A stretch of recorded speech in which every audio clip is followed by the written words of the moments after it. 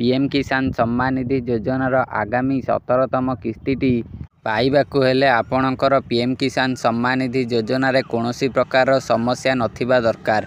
जदि आपणकर किछि भी समस्या थिबो तेबे आपण पीएम किसान योजनार 17तम किस्ती को पाई परिबे नाही।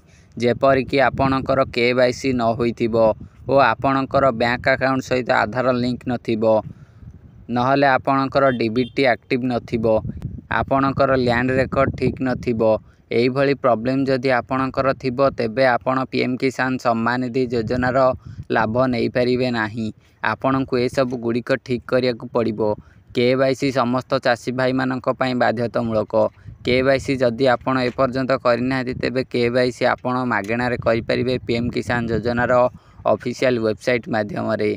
ओ आपणकर जदि बैंक अकाउंट सहित आधार लिंक नाही तेबे आपण बैंक जाई आपणकर आधार सहित बैंक अकाउंट लिंक कर नहीं पारिबे।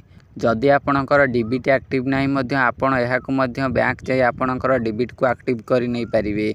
ओ आपणकर लैंड रेकर्ड जदि भूल देखौची तेबे आपण जेकोसी कृषि कार्यालय रे जाई ठीक लैंड रेकर्ड दियंतु, जहा द्वारा आपण पीएम किसान योजनार लाभ नहीं पारिबे।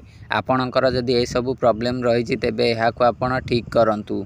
आपण एबे जानि रखंतु आगामी 17तम किस्तीटी को सरकार केबे रिलीज करिवे। पीएम किसान सम्मान निधि योजनार आगामी 17तम किस्ती को नेकी सरकार ए पर्यंत कौनसी प्रकार डेट घोषणा करि नांती, किंतु गणमाध्यम रिपोर्ट अनुसार कुहा जाउची आगामी किस्तीटी जून मासरे मिलिबो बोली। जून मासर केउ तारिख रे मिलिबो एहार कौनसी प्रकार अपडेट जारी करा जायनी, किंतु जून मासरे मिलिबार संभावना रहिछि अधिक। आपण पीएम किसान सम्मान निधि योजना रे आपणकर जहाँ भी किसी समस्या रही जून मास आगरू ताहाकु ठीक करि नियंतु, जहा फल रे आपण पीएम किसान योजनार आगामी किस्ती रु वंचित हेबेनी। एबे आपण वीडियो को गोटे लाइक करी चैनल को सब्सक्राइब करि नियंतु।